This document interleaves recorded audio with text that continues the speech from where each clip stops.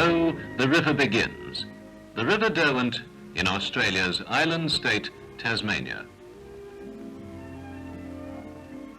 Very early in its career, the river is crossed at Derwent Bridge. But after this first brush with man, it goes on until it pauses in a man-made lake above the dam at Butler's Gorge.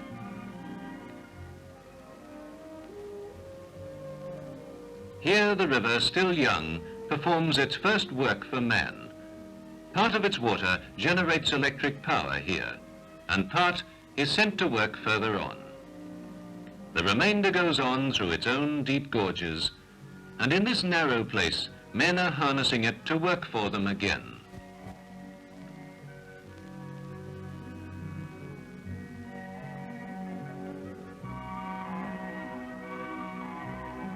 Placid though it appears among the fields, Derwent can have moods of violence. In flood, it swept massive Dunrobin Bridge away, and a new bridge had to be built.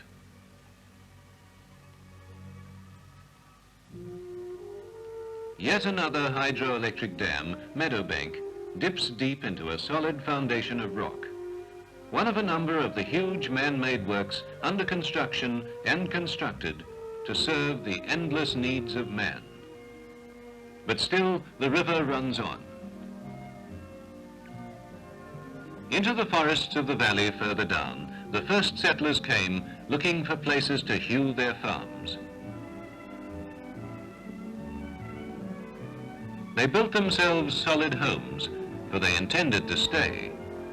Rose Garland House was built 150 years ago, and the land that was forest became fine farmland under their hands and those of their descendants. Even as far upstream as here, the river served the first farmers to carry them and their goods.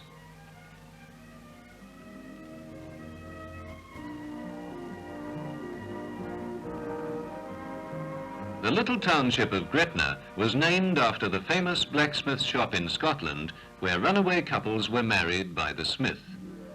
And at Gretna, Tasmania, 120 years ago, Mary, daughter of Police Magistrate Josiah Spode, loved a farmer, William Dean. But the stern magistrate forbade the match. He would lock her in her room and horsewhip the wretch who dared to court his daughter. Mary smuggled a note to William. "Be at our gate at 8 o'clock on Thursday morning next, and I'll go with you at once to the church," she wrote. William was there, the parson was waiting, off they went. Minutes later, the angry father heard the news. He galloped after them, brandishing his whip. But he was too late. The wedding was over in the quiet old church at Gretna, which still looks much as it must have done on that eventful day so long ago. William and Mary Dean lived happily ever after, and there they lie, together still in the churchyard of St. Mary's, Gretna, whose mellow stones breathe out an air of olden days in Tasmania. The forest pressed closer round in Mary's day. Now the big logs are brought by rail from the deeper woods beyond and taken to the paper mills further down the river.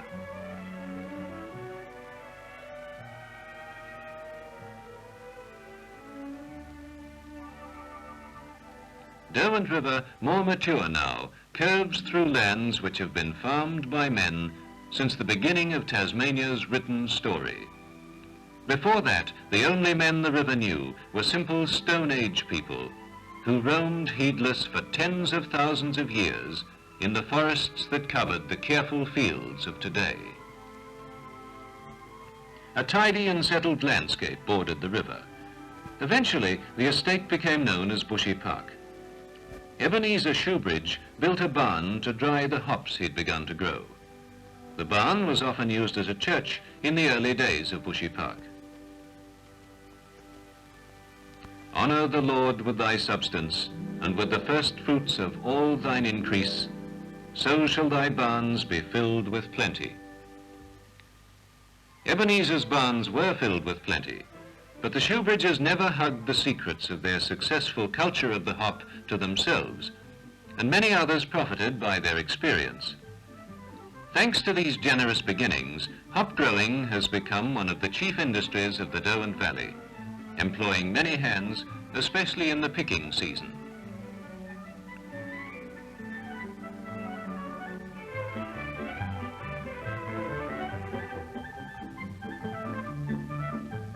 Whole families come from the district and from the city and stay on the properties while the picking is on. The hops will be used by brewers all over Australia.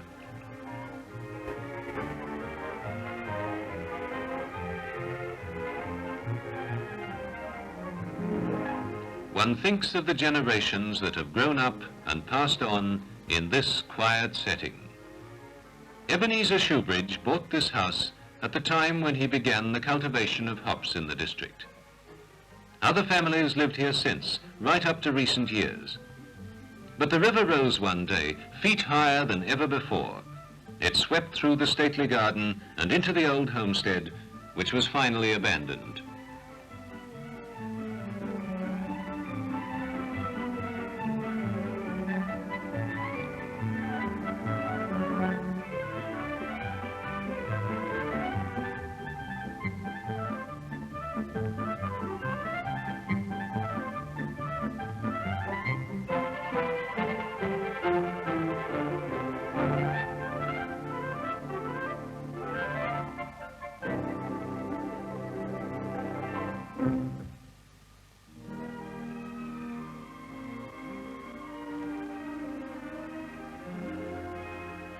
Derwent puts on a more civilized air in this more placid reach, and is quiet enough here to be used as a means of transport and for pleasure boating.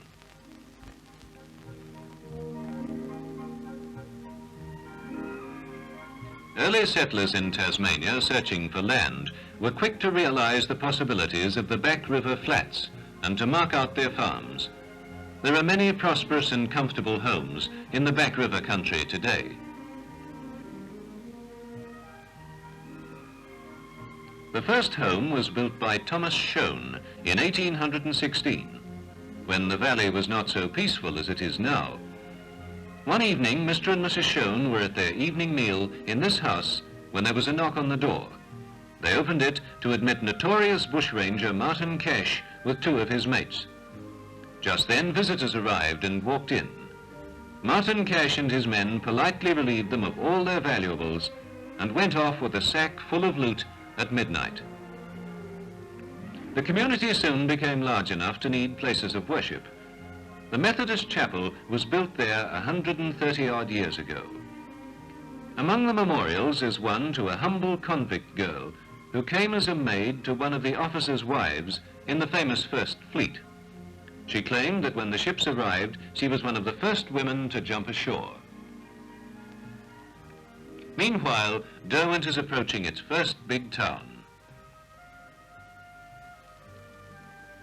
Where early settlers once swam their horses across while their carriages straddled a boat, the river is spanned by a bridge that carries a highway leading far to the north and west. It's the bridge at New Norfolk, but not, of course, the first bridge here. That was built by a company in 1841, and dues were collected to pay for the cost from all who went across. The money was paid at the toll house, which is preserved today as a youth hostel.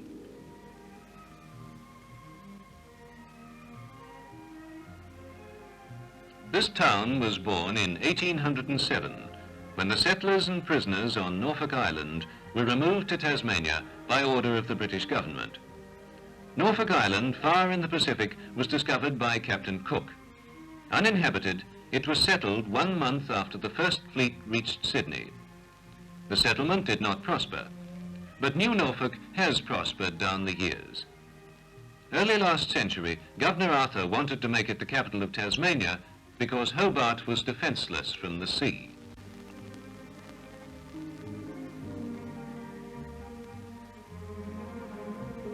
If the merchants of Hobart had not resisted strongly, this street in New Norfolk would be the main thoroughfare of the state's capital city. Before the first church was built, Tasmania's first chaplain, the Reverend Bobby Knopwood, used to come up from Hobart Town and hold a service under a gum tree. The township that began as a refuge for Norfolk Islanders now attracts visitors from all over Australia. At a place that goes back to the time when redcoat soldiers were stationed here to guard against bushrangers, visitors can rest and be refreshed under a huge walnut tree on the sunny banks of the Derwent. Each year there's a regatta on Derwent at New Norfolk. The town has always been packed with visitors on regatta day. As far back as 1870, 6 steamer loads used to come from Hobart town.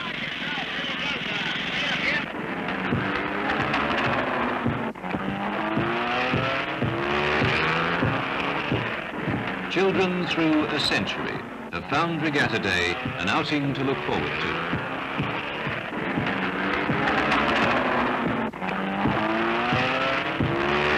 The regatta on Derwent at New Norfolk is the only all-day rowing regatta in Australia.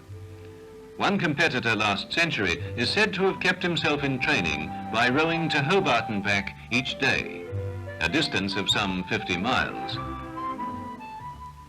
Meanwhile, Derwent goes on through the lower lands that betoken the approaching nearness of the sea. Already its water tastes a little brackish and feels the effects of tides. This place of quiet water meadows that so resembles part of Britain was chosen for a home site as early as 1820. Part of the first house is built into the present home. The lovely gabled grange is the home of the Boyer family, who gave their name to the great Boyer paper mills when they were built on part of the estate a quarter century ago. These were the first mills in the world to manufacture newsprint successfully from hardwood. Eucalypt forests along the Styx and Florentine rivers, tributaries of Derwent, supply countless tons of wood pulp each year.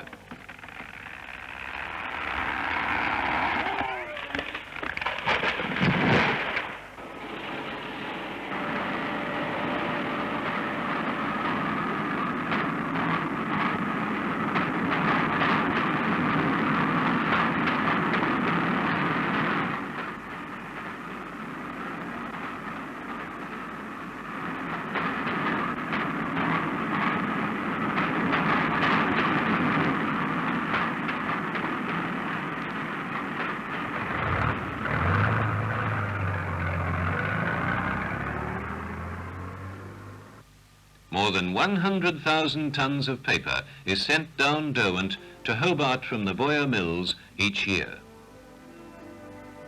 Below the mills, Derwent slows and broadens in a pattern of islands near the bank. This stretch of river is now a sanctuary for wildlife.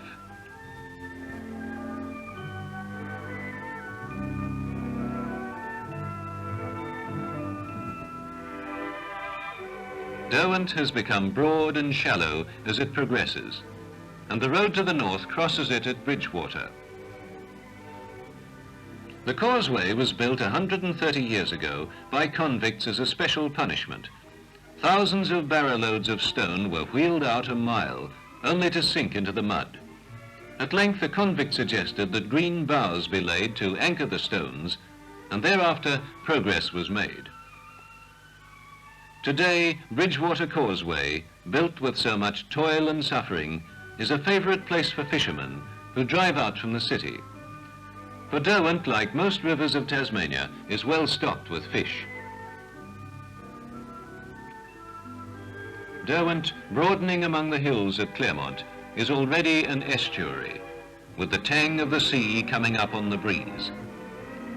All too rarely are industry and beauty found together. But Derwent's lower shores gave this opportunity. A wooded peninsula holds Cadbury's chocolate factory in surroundings that are a joy to live and work in. Soon, Derwent is gliding past the outlying houses of the city that's grown up during the last brief 160 years of the river's long life. Far up the river, its water has turned the generators for power to operate the electrolytic zinc works here near its mouth.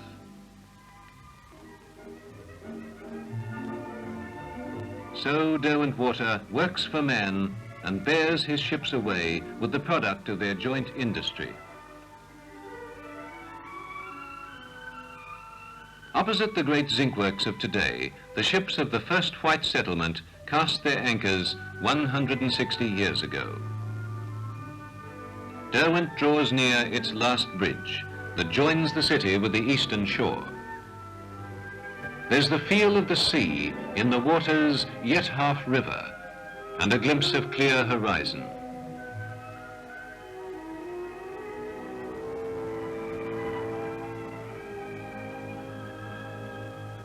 The city lies spread below Mount Wellington, climbing the lower spurs to find room for growth. Hobart, capital city of the island state of Tasmania in the Australian Commonwealth. River and sea together make deep water now, sufficient for the largest vessels of our day to come right up to the land.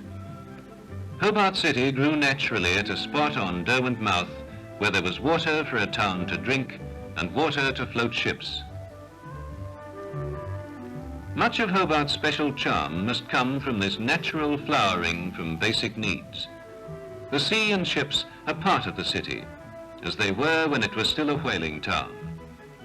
Liners and freighters from all over the world pull into the wharves of Hobart.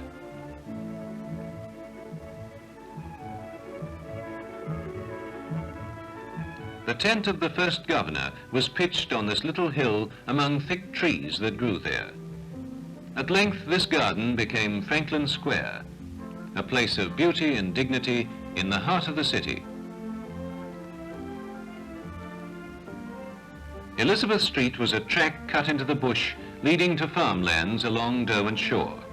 Gradually it evolved into a busy commercial street. Stone warehouses were built along what was the shore 100 years ago. Their sturdiness, usefulness, and old world charm is such that they are carefully preserved and used in our own day.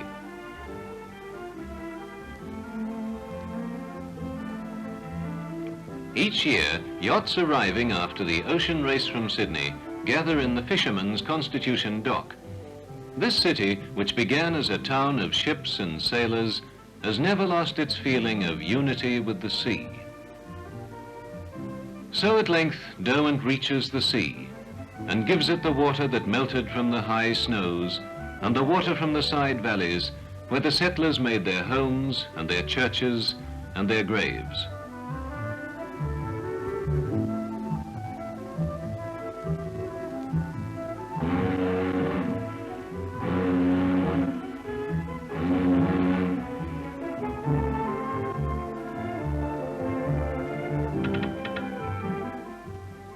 And the men who live on Derwent shore today send off the goods that the river has helped them to make and move to far lands from the safe harbor that the river provided.